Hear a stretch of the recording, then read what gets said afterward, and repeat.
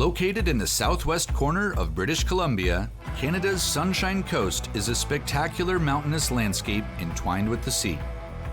Travelers here can enjoy scenic beauty, adventure, wildlife, and idyllic small towns featuring good food and good people.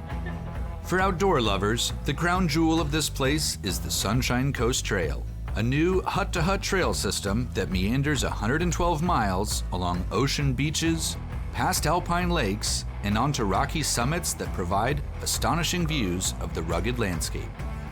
Welcoming hamlets, lush rainforests, and legendary backcountry huts. This week on Epic Trails, we're exploring British Columbia's Sunshine Coast. I'm Eric Hansen. When I see a trail, I see more than a path from point A to point B. A good trail is the ultimate opportunity to explore, to discover new landscapes, and to challenge myself. When I don't have a pack on my back, I'm thinking about my next big adventure, because my mission is simple. My mission is to discover the world's most epic trails. Canada's British Columbia is an adventurer's playground that draws people from around the world to hike, mountain bike, ski, and kayak. Located just north of the city of Vancouver, BC's Sunshine Coast is accessible only by ferry.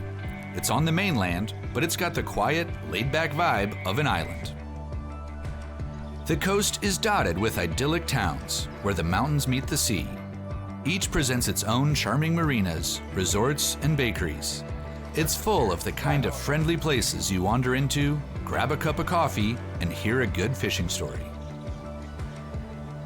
The province's adventurous culture goes back centuries, and with mountainous wilderness right in people's backyards, it remains a place to rediscover your wild spirit. To keep pushing my comfort zone, my trip to the Sunshine Coast starts with a visit to the Coast Gravity Park, a new and relatively unknown downhill mountain bike park that is quickly gaining recognition around the world. Hey, what's up, guys? Welcome to Coast Gravity. Oh, right on. Hey, I'm Eric. Howie. Howie, nice to meet you. Kendra. Hey, Kendra, nice to meet you. Nice to meet you. I'm at the Coast Gravity Park. I'm about to ride with Howie and Kendra, and I'm super excited and a little nervous to drop in. This is truly a world-class mountain biking destination. We're gonna get after it today. Starting off with something mellow, but it's just gonna be a blast. Can't wait to get out there. Coast Gravity Park has everything from white-knuckle expert terrain to mellow flow trails. Since I'm not quite ready for the Red Bull Rampage, we're sticking to the easier trails. But even though I'm a little slower than the local pros, I'm having the time of my life. The beauty of this place is that it's all play and no work. Riders shuttle uphill in trucks and race downhill, playing all the way down on the perfectly manicured features. The park all started with a guy that had a big dream. He took his daughter to Whistler and thought he could do the same thing on the Sunshine Coast. So he approached a couple local riders, the coastal crew in particular, and they scoped out the zone and started building. Came off my pedal right as I was going into it. What's special about riding on the Sunshine Coast is one, you can ride all year round. Most places you can't in BC. We've got a little bit of everything on the Sunshine Coast, from beginner riding trails all the way up to expert.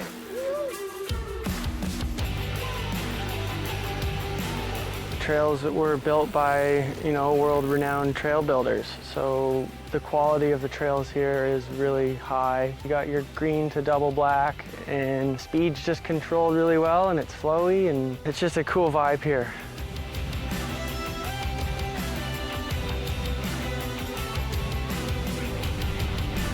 This is Brendan and Kendra's home turf. They know every corner and kicker, and the ease and style in which they ride is inspiring.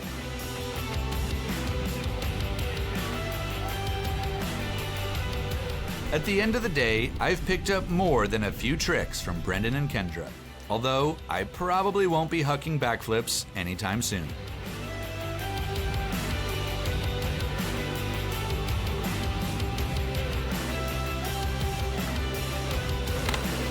One thing I really appreciate about riding with these guys is that it doesn't really matter how good you are. They're all about having fun with friends, and today has been a blast.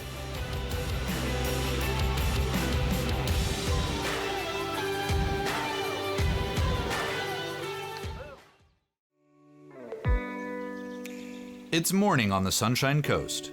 Everything is bright, green, and fresh, and wildlife encounters always seem to be just a glance away. I'm heading out for some warm-up hikes before the big one, the 112-mile-long Sunshine Coast Trail. And so I meet up with Christina Schellenberg, co-owner of Funtastic Hikes and Tours. It's easy to see why she loves it here. Everything is so lush, way different from the Arizona desert landscape that I'm used to. And while we're not too far from town, it already feels like we're in the middle of a remote wilderness. I love the elevated walkways these trails are built on. They keep your feet dry and fit into the landscape in a beautiful and seamless way. Everything's so green. So beautiful. Looks amazing. Yeah. So what are these? Salmon berries? Can I take one? Yes, of They're course. safe to eat? They're really tasty. I found a juicy one. Good. These are not salmon eggs. These are salmon berries, right? Try. Whoa. That's amazing. I can see why all these ones that are close have Exactly. been picked. All done. Oh, look at that baby. So good.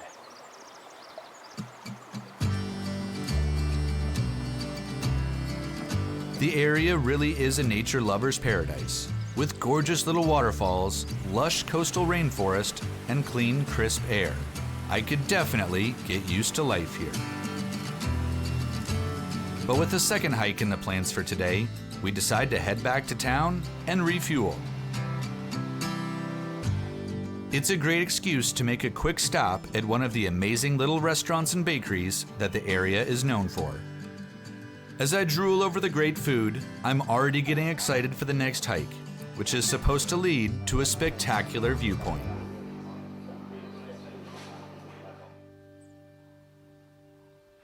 The Sunshine Coast offers easy access to fantastic trails. They're the perfect places to burn off all the great food, because you won't find much flat ground around here. The forests themselves are incredibly peaceful, and everything seems so alive here, even the ground, which is covered in a mossy carpet that feels like it's practically breathing. But before I know it, the rainforest opens up and we find ourselves on a bald mountaintop with wonderful views.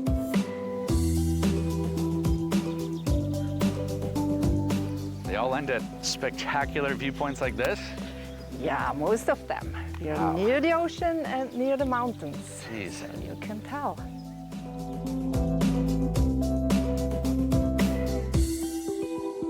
What's happening? Okay, that's a Swiss tradition.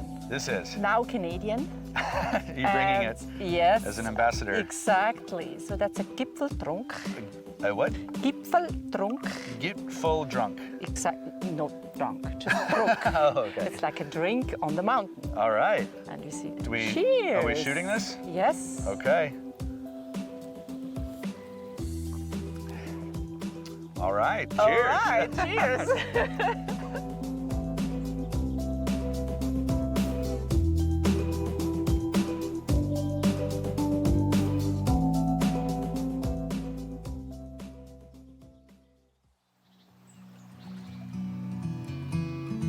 I spend the night in Lund, the jumping off point to the Sunshine Coast Trail. My plan is to meet up with guides John and Eagle and to catch a boat ride to the start of the trail. Hello. Good morning. How you See doing? Hey, Eric. Hi, John. Nice to meet you. Nice to meet you. Eric. Yes, I'm Eric. How are you? I'm doing great. Christine, nice to meet you. How far are we heading out today? Sarah Point, which is basically a straight 25-minute boat ride. Yeah. But we'll probably go in the Copeland Islands a little bit and cruise through there, right, Christine? Yeah. Yeah. Explore some of the coastline a little? Yeah, Oh, yeah. cool. The trail runs along the spine of the Sunshine Coast Peninsula, linking more than a dozen backcountry huts that adventurers can freely use. It's a special honor to be hiking with Eagle, a man who has played a major role in the development of the trail. For decades, he coordinated with locals, businesses, and the indigenous Tla'amin Nation to build a world-class trail for the benefit of all. As the boat drops us off on a remote beach, I can't wait to see what the trail has in store for us. See ya.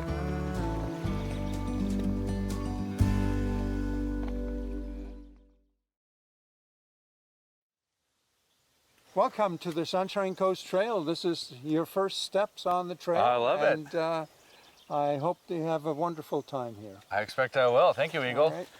Let's do this. The Sunshine Coast Trail is 180 kilometers long. It has 15 huts on it. It is Canada's longest hut-to-hut hiking trail.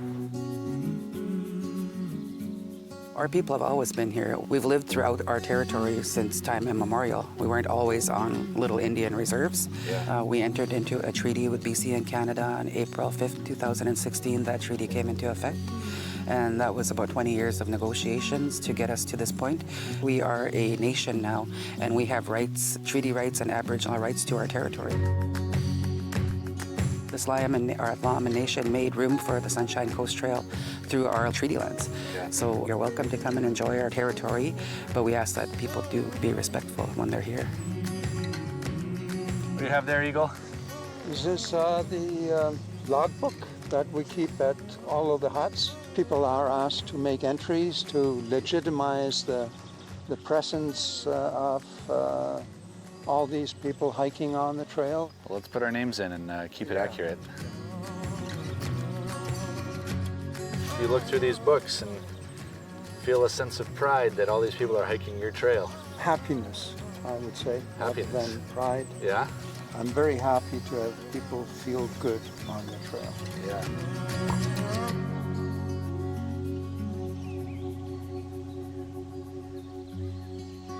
After a beautiful morning, we part ways with Eagle, who returns to Lund by boat. John and I continue southward, ticking off more miles through the beautiful coastal forest. This end of the trail is one of the most isolated and remote sections, but nevertheless, we're not the only ones enjoying the trail. Well, we're crossing the actual beaver dam here, and by doing that, beavers actually shape Canada, and it's the only other animal beside the humans that shape Canada still up until today.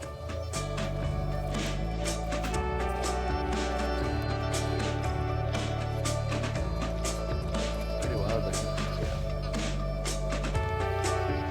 But like they don't build them like this anymore. Still hanging on. Yeah. Well, this is Wednesday Lake. Believe it or not, there is a Thursday Lake as well, but I have no clue why they called it that. Really? I have a small tradition that anytime I'm out hiking and I come across a body of water that I can get in and swim in, I gotta take the opportunity. So John and I have hiked to Wednesday Lake and we're going for a little dip.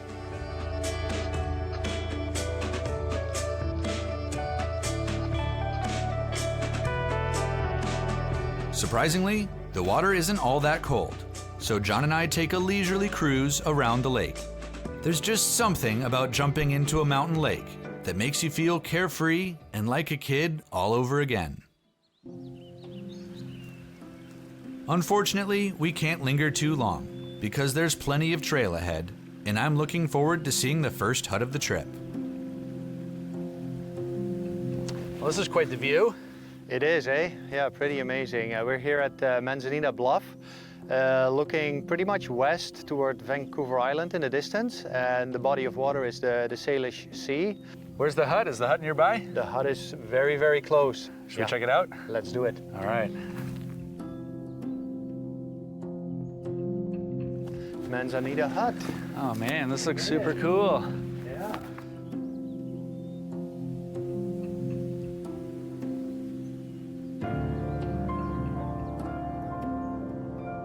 When Eagle set out to develop the trail, he envisioned more than just beautiful views and good walking. The huts are rustic, but charming and inviting. Often set on spectacular overlooks, they provide hikers year-round refuge to rest, cook, and meet other travelers. But with such mild and pleasant weather, I leave John in the hut behind to get a few more miles in and to make camp along the ocean. It's not a lot better than a hot camp-cooked meal at the end of a long day on the trail. And to be enjoying a meal here, Sunshine Coast, in the ocean, pretty spectacular place. There's something magical in being warmed by a campfire and watching the light fade to darkness. I reflect on the day and look forward to tomorrow, when I'll hike to the Tin Hat Hut, which is considered one of the highlights of the Sunshine Coast Trail. Welcome back to Epic Trails. This week, I'm exploring the 112-mile-long Sunshine Coast Trail. We're approaching the Tin Hat Hut. It's one of the huts along the Sunshine Coast Trail that I think I'm most excited about. It's supposed to have just a spectacular view. The approach is steep. Excited to see the view from the top.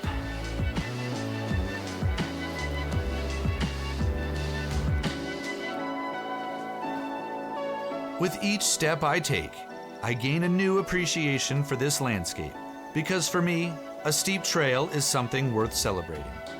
The greater the hardship, the greater the reward.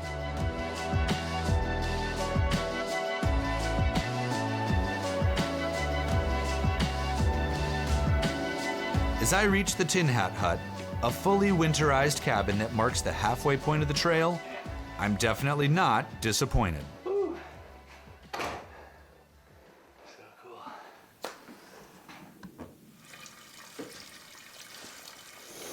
Backcountry cooking is honestly one of my favorite parts of even going hiking or going backpacking. Everything just always tastes extra good in the backcountry.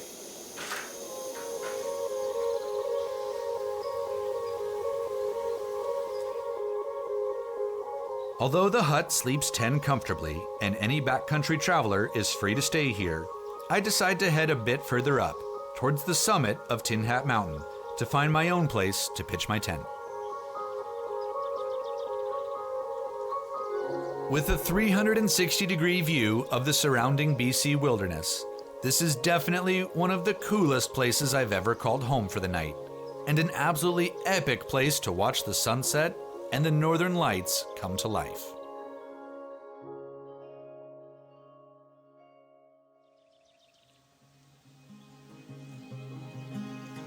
Getting to camp on Tin Hat Mountain was just amazing. These mountains behind me are gnarly and incredible. This was a really special place, magical night, and excited to get back on the trail. Although there's still lots of trail to explore, today is sadly the last day of my trip. And that's actually one of the great things about the Sunshine Coast Trail. With over 24 entry points, you can choose to spend as much or as little time as you want in the backcountry.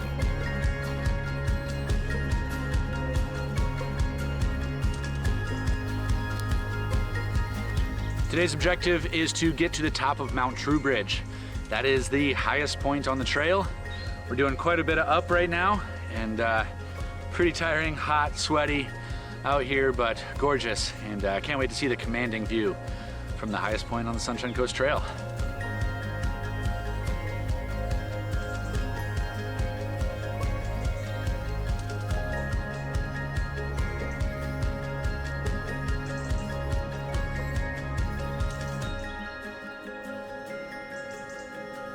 Woo! Oh yeah.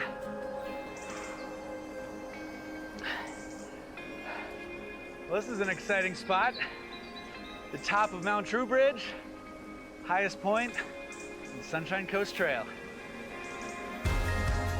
As I look back on the miles I've hiked, it occurs to me that starting from somewhere low is what makes arriving at the high places like this so satisfying. Because without a good challenge, there'd be nothing to measure ourselves against. And so, as my time on the Sunshine Coast Trail draws to a close, I'm truly grateful to Eagle and everyone who has made it possible to reach these heights. Good old England. Although there are few places with such a rich history and culture, it might not be the first place that comes to mind when considering the world's top outdoor adventure destinations. But the historic island is full of surprises and boasts a terrain that is varied, rugged, and stunningly beautiful. One of the best ways to explore England's breathtaking landscapes, and the reason I'm heading across the pond, is to hike the Pennine Way. The first and most famous of the 15 national trails, the Pennine Way is a challenging 268-mile trail that traces the spine of the island's ancient mountain range and takes travelers through remarkably old and beautiful small towns. Excited to see what England's most loved trail is all about. This week on Epic Trails, I'm exploring the Pennine Way.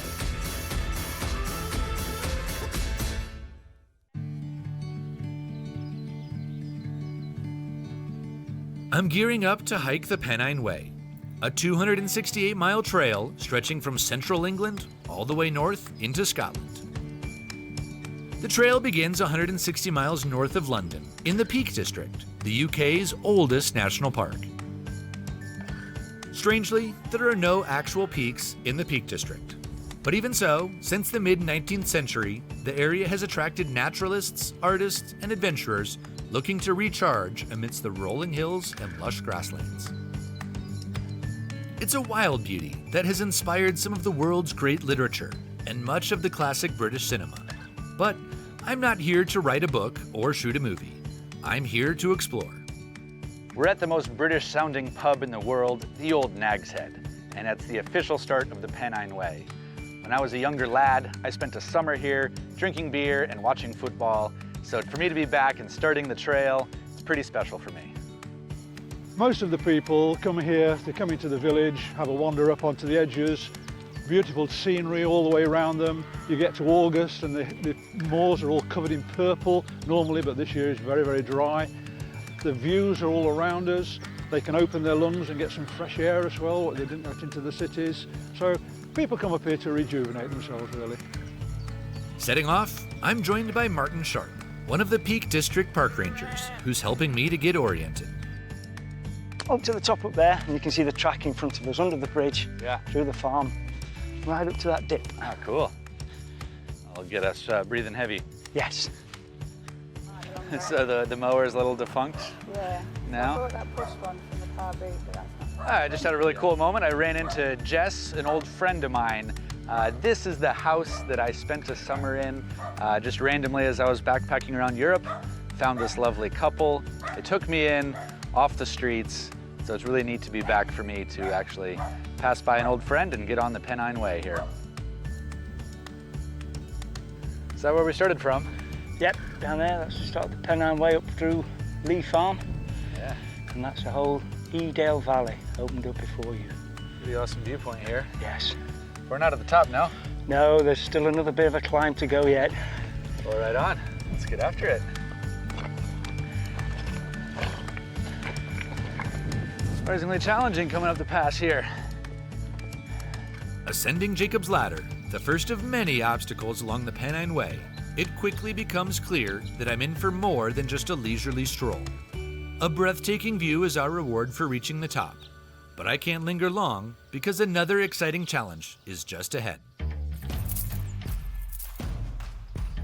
I've met up with Simon Lane from Dolomite Training to show me how trad climbing is done here in the Peak District.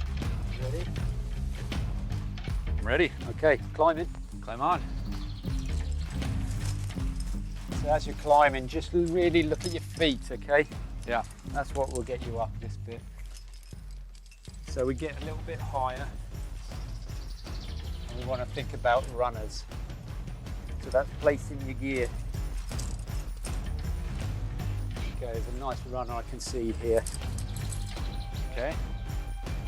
In trad climbing, temporary devices are placed in the rock's natural features to protect climbers against a fall. For someone like me, who's accustomed to using bolts, trusting these devices to save my life is a little nerve-wracking.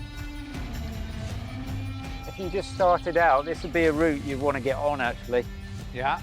Because there's so much protection Yeah. You can place so much. It's really quite nice. Climbers love the Peak District for its coarse, textured sandstone known as gritstone. The stone is like Velcro, and it's just plain fun to climb. So it's easy to see why this place has produced some of the world's great climbers. This has only been a taste of what trad climbing is all about, and I think I'm hooked. It's not too bad, is it? No. Nice and grippy. That's why so many people like to come in. Take a trip to the grit. Home and dry. Woo-hoo. Nice one. Yeah. Good effort. That felt good. Nice gear placement. Felt nice and safe. To be honest, they're like bolts, really, aren't they? Yeah. Once you place them in properly. Yeah, it's interesting to get some experience actually seeing them in place. Yeah. They seem like they wouldn't be safe. Yeah. But you could hang your mum on them. I don't know if my mum would like that. Yeah. No, they wouldn't, would they? No. Awesome. Continuing north along the Pennine Way, I reach the town of Malham, situated in the heart of Yorkshire Dales National Park. Here, I meet up with local ranger Colin Chick, who's promised to show me some of the most striking features of the area. The Pennine Way opened back in 1965 and was inspired by similar hiking routes in America, specifically the Appalachian Trail. As we go, I'm blown away at how varied the landscape is. It's rockier, craggier, and rougher than I was expecting to find in England. So there was a big waterfall coming down that at one time. Yeah, the cove was actually formed by a waterfall back in the Ice Age. It'd be an impressive sight. Yeah, but it was. Where'd the water go? It basically gone down a cave and it comes out at the bottom of the cove. Oh, it's all underground now? It's all underground. So yeah, we get plenty of visitors here just to come see the limestone landscape of the Dales. Yeah, this isn't what I was expecting for England here. Yeah, it's pretty unique actually for the UK as this. So yeah. Get plenty of tourists here. That's beautiful. Quite a bit more incline than I was expecting, just in general in England. Oh, there's plenty of hills around here. Yeah.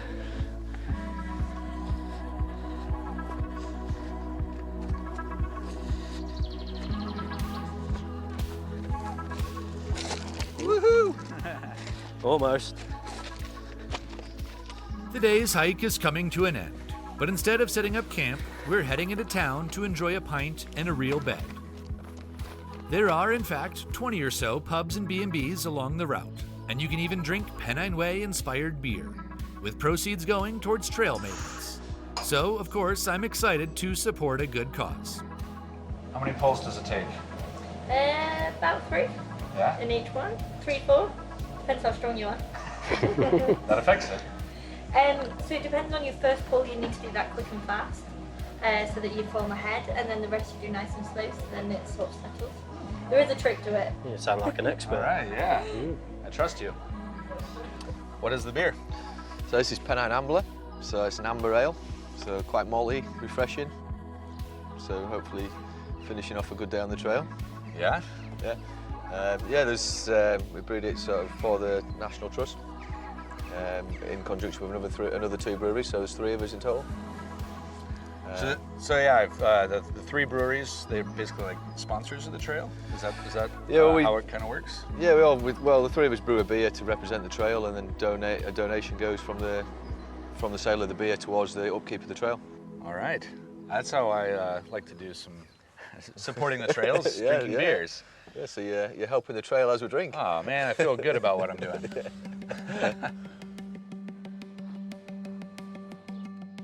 There's excitement in the air tonight as the semifinals of the World Cup are happening tonight. England's still in. Can you believe it?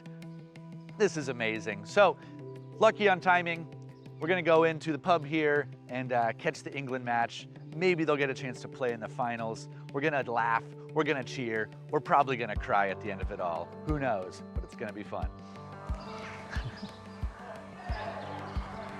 You can hear people are getting excited. I'm your typical American soccer fan, which means I get wildly passionate about the beautiful game once every 4 years during the World Cup. Yeah. Being in England while the national team is playing in the semifinals is a pretty cool experience. It's standing room only, and I do my best to blend in, cheering on the Three Lions as they battle it out against Croatia. England puts up a great fight, but in the end, Croatia takes the match. Energy in the room is angry. Well, that was a disappointing finish. Looked so good for so long. England was leading for a long time, controlling the game. That was super fun to be a part of, but sadly, England's run ends here. I think I now know what it feels like a little bit to be an English football fan. Wah wah. After a good night's rest, I'm back on the Pennine Way, heading north through Yorkshire Dales National Park. While the beauty around me has been spectacular, I'm told there is a whole other beautiful world of caves beneath my feet. So I've met up with Steph to explore the UK's famous cave system for myself. What's the name of this cave? So the Longchurn Caves, Longchurn. which are nestled underneath Ingleborough. Ingleborough. Yeah, Ingleborough. Looks amazing. I'm excited to get underground here. Yeah, good. So we suiting up here? Yeah. I love spelunking. It's exhilarating and sometimes terrifying. But most of all, it's awe-inspiring, revealing a complex hidden world that most people never get to see. Back in my college days, I'd make an annual trip to New Mexico to explore the caves in the Southwest. So, this adventure with Steph takes me back to my climbing, crawling, and scrambling roots. So climb and ready. What's that? Climb and ready. Climbing.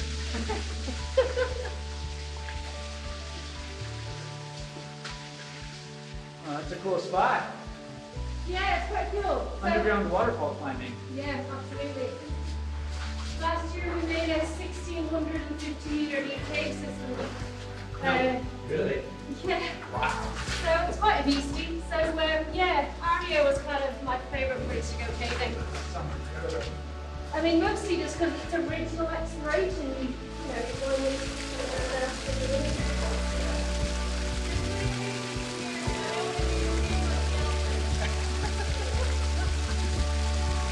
Good old-fashioned fun underground. All right, gonna cool up. Oh, hello. Having a blast today. Getting to cave with Steph is really remarkable.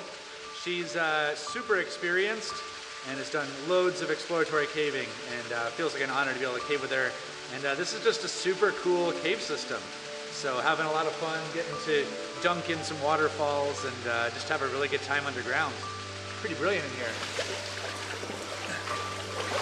Oh, wow. Oh. Did you enjoy that? Yeah. That was amazing. Oh, let's do a better high five. Boom. Yes. That was awesome. Good, I'm glad you enjoyed it.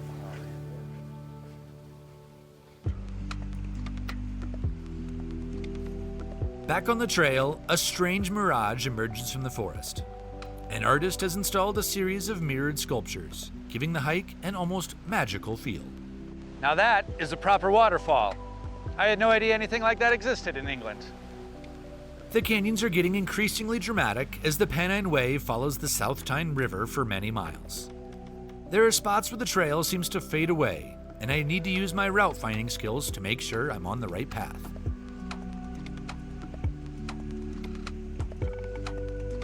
Looks like we're at a spot called Rasp Hill. There's just a junction in the trail, about 50 meters back. Looks like we're gonna follow this riverbed and get to a cool spot with a nice overlook. It's been a long day. Legs are feeling pretty spaghetti-like, but it's beautiful.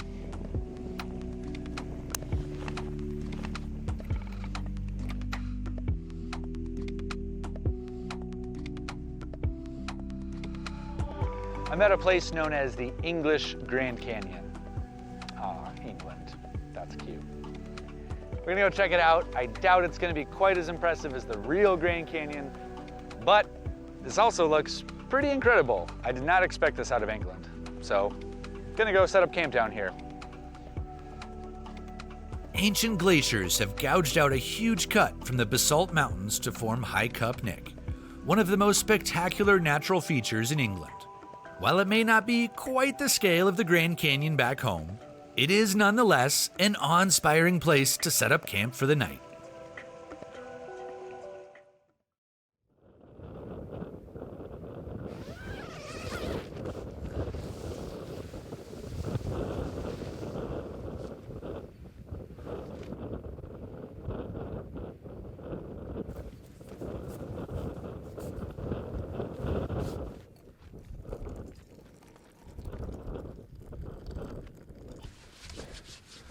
Well, I guess it's about time to pack up and get back on the trail. As I continue on into Northumberland National Park, I realize how hard it can be to navigate this trail. I'm basically hiking in the middle of a dense, wet cloud. With the visibility practically zero, it would be really easy to get lost. Under these conditions, the trail takes on a new feel. It's mysterious and beautiful, but it can also be dangerous, and I have to stay alert. After all, I've still got a long way to go.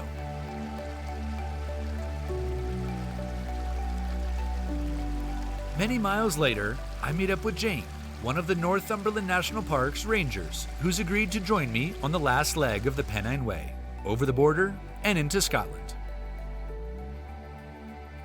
All right, Jane, so what are we going to be up to today? Well, this is us on the final section of the Pennine Way.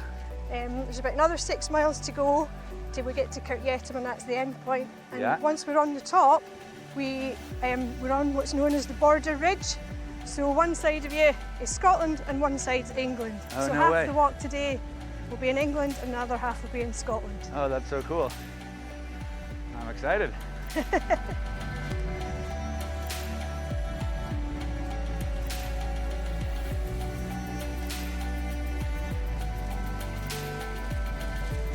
Almost to the top.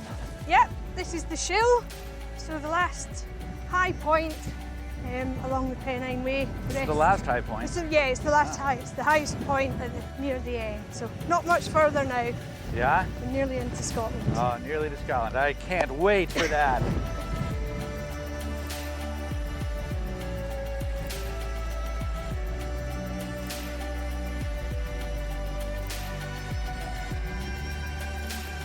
Well, this is it. This is us leaving the English side, and once we're over this stile, we're over into Scotland. Oh man, I like your style. Well, there's 264 miles on the English side, and we have 4 more miles to go to finish off the Pennine Way. And if Jane is correct, the last 4 miles are the sweetest part. It's hard to describe how beautiful it is out here. As I watch the wind-whipped waves of grass dance over the rolling hills, I can't help but feel thankful. Since setting off the old Nag's Head in Edale, 268 miles to the south, it's been an unbelievable adventure. But as we stroll into the town of Kirkyetim, we've officially reached the end of the Pennine Way.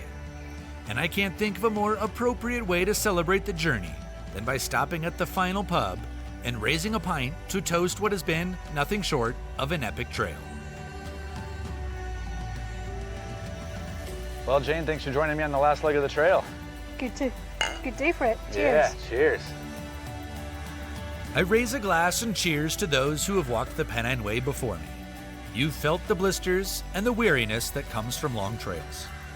But you also know the sweetness and the joy that they deliver. I will forever remember hiking the Pennine Way, starting with that first challenging ascent up Jacob's Ladder in the Peak District and the endless views that were our reward. And of course, there were so many other challenges along the way. Trad climbing on Gritstone, which reminded me how enjoyable it can be to push yourself beyond your comfort zone. And spelunking with Steph, who opened my eyes to the incredible world that exists beneath us. And of course, there was camping above the basalt cliffs of High Cup Nick, proving yet again that the most stunning adventures can be found in the most surprising places.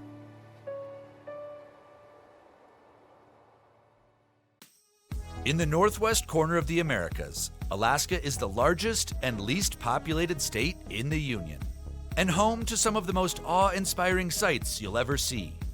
A vast world that's as beautiful as it is wild. Alaska is a natural wonderland, full of rugged mountains, ancient glaciers, roaring rivers, and majestic animals.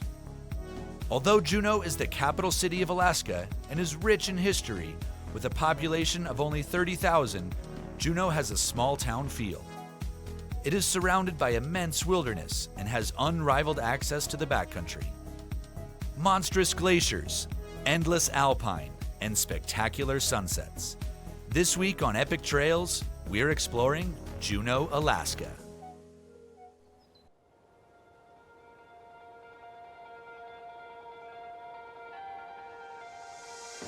Set on the Gastineau Channel of the Alaskan Panhandle, Juneau is the smallest, but without a doubt, one of the greatest capital cities of North America.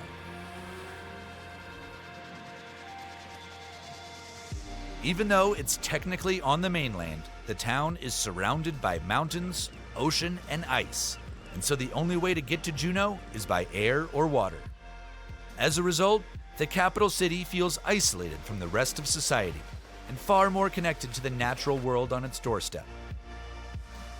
It's not uncommon to see black bears, moose, and eagles on the outskirts of town. Juneau is a fishing town, with its economy closely tied to the rich waters of the Gulf of Alaska and the Bering Sea. It's also a popular tourist destination, with thousands of visitors coming every year to get up close and personal with the local wildlife and towering glaciers. But I'm in Juneau to explore the larger-than-life backcountry that is just beyond the city limits. Since I'm not familiar with the area, I head to a local gear shop called Nugget for one of my favorite parts of any expedition, loading up on supplies and chatting with locals about the best trails and camp spots.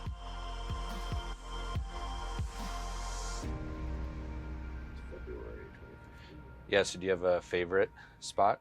I keep hearing about Mount McGinnis. There's some good views there, and there's some decent camping, as you can see off. There's some flat places where you can camp there, but kind of in between, it's pretty steep. So it's either you camp at the top or you camp down by where the West Glacier Trail turns off. Yeah. How do we get to Clark? Basically. Well, you just, if you went up the tram, you just follow the trail to Mount Roberts. Yeah. And then you go from Roberts to Sheep, and then you go down Sheep. You go down and then back up again, it's pretty straightforward. Just down the snow here and back up Clark. I want a moderate amount of sketchy. Yeah. Maybe not too much, but yeah, this is where it gets a little narrow. Oh, that looks sketchy. You get a little bit of this. Pretty hairy right there. Yeah, and then the thing is below it. It goes. 1,000 or so on either side of the saddle below. So. Well, I think I could pour over maps with you all day. Yeah. There's so much to go over. It's amazing.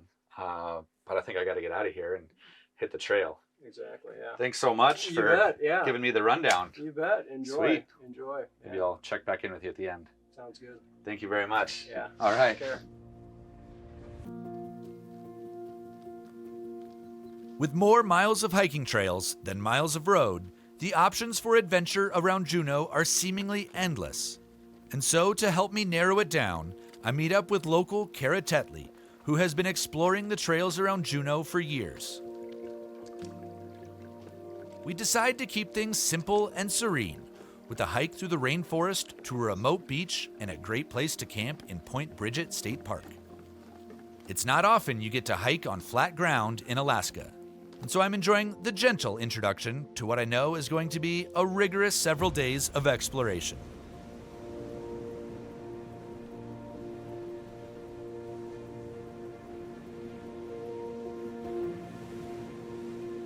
Even though this is only my first full day here, I can already tell you that this is the type of place that fills you with wonder, and inspiration is never far away. I love that the people here, like Kara, are so involved and connected with the outdoors. As we set up camp, it feels like all the elements are coming together in surreal fashion. The beach, the mountains, the ocean, and the sunset. It's an inspiring moment, and a perfect end to my first day in Alaska. Just found this really nice dried grasses. Looks like it should be a very promising fire starter. So we've got a spectacular sunset happening right now, and I'm on the beach and it's amazing. The only thing that would make it better is a beautiful fire. So hopefully we'll light it up.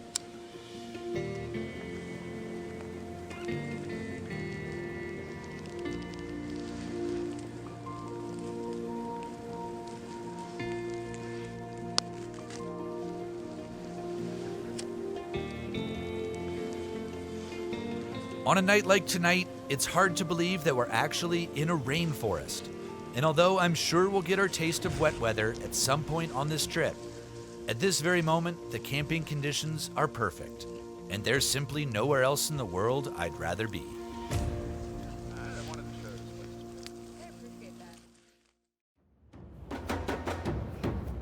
Alaska's landscape is so wild, vertical, and dominated by ice that roads around here don't go very far. Which means the quickest and by far the most fun way to get around is up in the air. And so I'm meeting up with Jonathan Tuttle of North Star Trekking to fly into the backcountry and check out the 13-mile-long Mendenhall Glacier.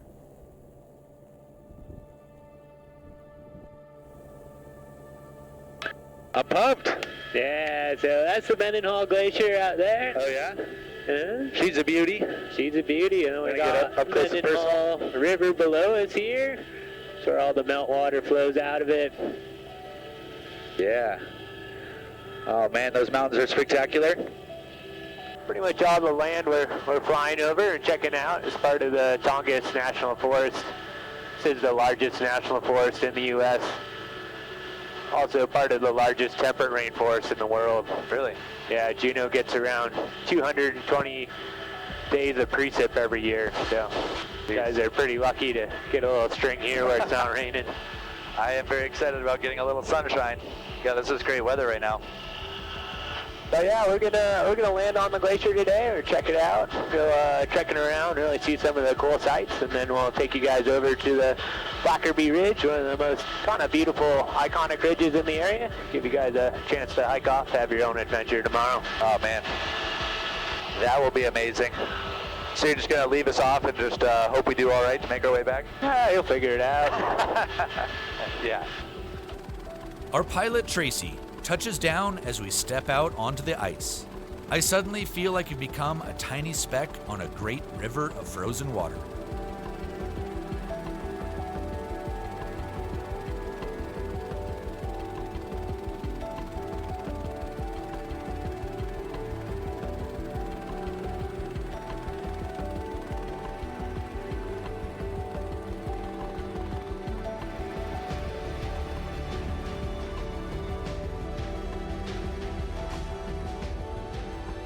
As Tracy flies away, I feel a surge of adrenaline in anticipation of the adventure ahead, because exploring a glacier is like discovering another world.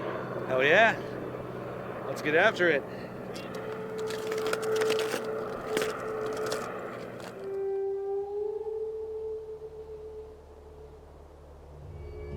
Glaciers are both harsh and beautiful. They provide a glimpse into the world's ancient past, and yet they are constantly changing. So have you seen the glaciers change since you've been out here? Quite a bit. I mean, it changes day to day and week to week. It's kind of funny. It is a massive moving sheet of ice, so yeah, we'll set our camp higher up in the year, and as the year goes on, all of a sudden we're quite a bit down. Really? Jonathan and I just got dropped off here on the Mendenhall Glacier, and he spotted this really awesome ice cave. Looks a little bit narrow, but we're gonna go climb around and see what we can find inside. You lead the way? Yeah. Watch your foot. Kind of big step across. Nice.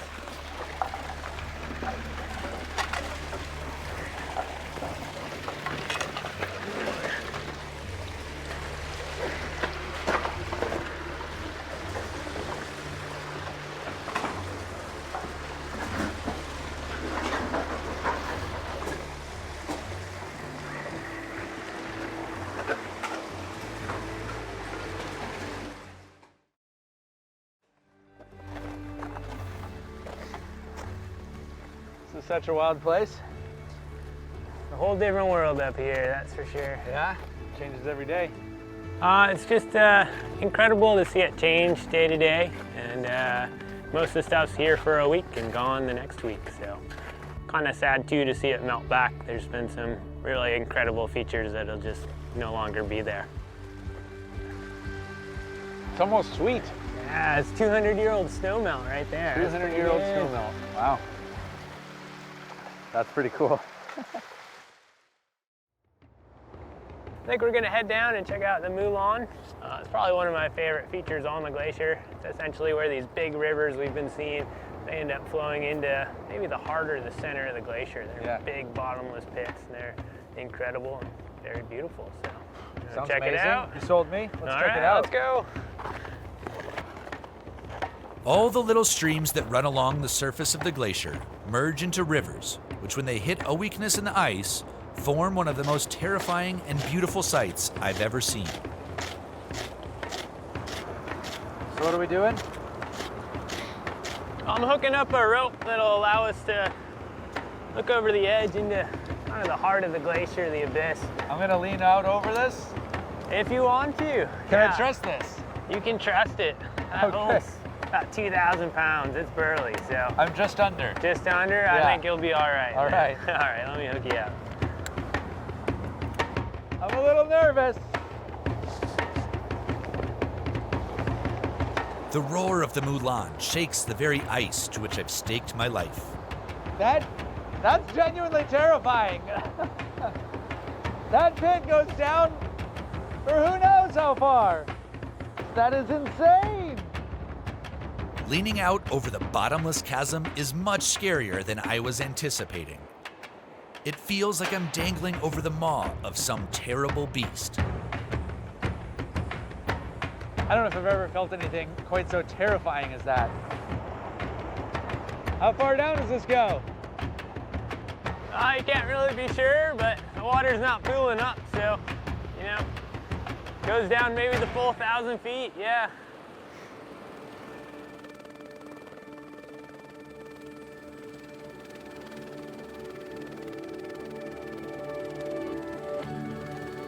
With my bowels now fully tested, the helicopter returns to pick us up. But today's adventure is not over. Tracy and Jonathan are going to drop me off on the remote Blackerby Ridge.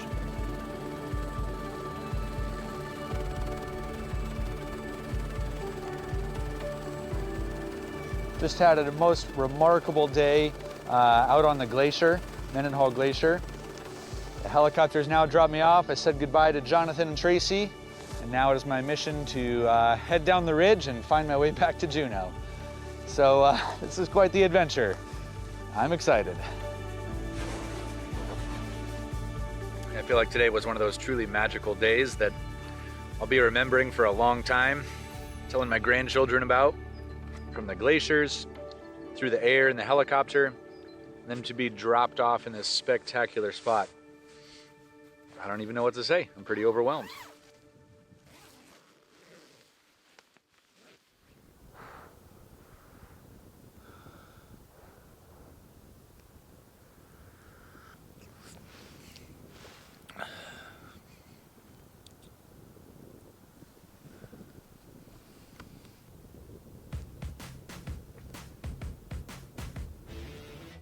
I got dropped off on Blackerby Ridge here last night, and now my mission is to get back down to Juneau. So I can see where I am here on the map. I've got Cairn Peak just up this way, and then basically I just have to follow this ridge, and it looks like a spectacular place, so excited to get back on the trail and hopefully find my way back to Juneau. As Jonathan was preparing me for this adventure, he promised that Blackerby Ridge was one of the most spectacular spots around. And now I see why, with the stunning mountain peaks on all sides. But as I go, I can't get too caught up in the views, because as breathtaking as these mountains are, they are also incredibly steep and unforgiving. Trekking poles are coming in super handy, but it's gotten so steep here that now we're going to have to switch to ropes. So, yeah, always an adventure out here. It feels like I've been descending forever, through the treeless alpine environment to meadows filled with wildflowers. And of course, I started this adventure on one of the world's great glaciers. This whole trip has been truly wild, and it's not over yet. One of the really cool things about Juneau is the ability to get into the backcountry straight from town. So I'm in the heart of downtown Juneau, and I'm jumping on the tramway to get to the trailhead for Mount Roberts. I'm still feeling the buzz from Blackerby Ridge, and I'm excited to tackle one more mountain adventure here in Alaska. Inspired from my meeting with Ron at Nugget Outfitters, I'm heading out to spend the night atop Mount Roberts, one of the peaks that looms 3,800 feet above Juneau and the Gastineau Channel.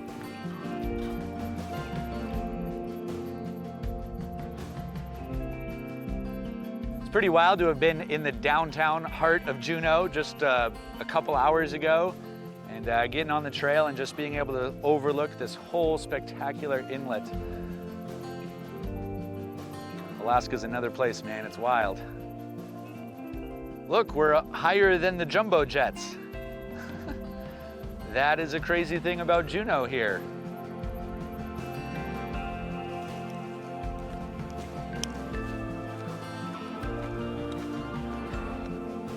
The Ridgeline Trail that ascends Mount Roberts is steep, but the views are otherworldly and well worth the effort. Even so, I have to keep at least one eye on the trail at all times, as there are often steep drops on either side, and one false step could be disaster. Spectacular place. That's our trail over there. Gonna go along that amazing, impressive looking spine. Looks a little intimidating. Down the other side, and then up to that peak on the other side. Should be a pretty wild place to spend the night. I mean, look at this place. This is nuts. Woo! Worn out too.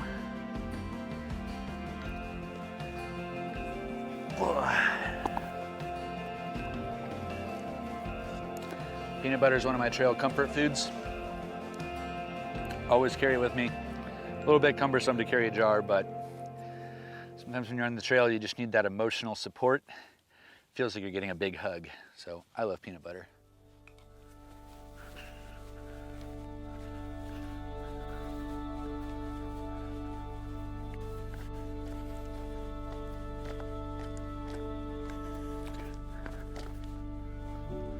Since I'm gonna be camping on top of the mountain tonight, there's not gonna be water sources, or at least anything reliable. So here I found a nice little pond, and it's time to start hauling water. So I'm gonna filter from here, and then haul it up to that peak, because there's not gonna be any water over there.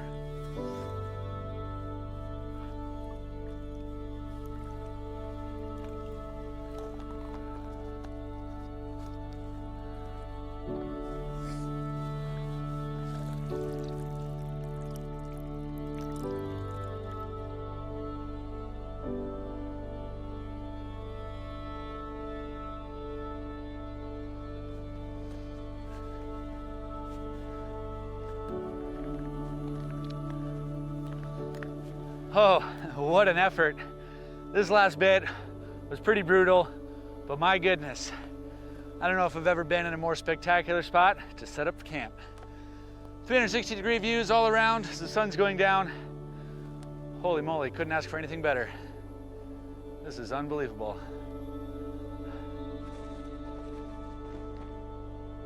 As the sun slowly drops behind the mountains, I can't help but think how fortunate I am. I'm so lucky to get to travel to so many amazing places. But as my adventure in Alaska draws to an end, I know that I have just experienced something truly epic.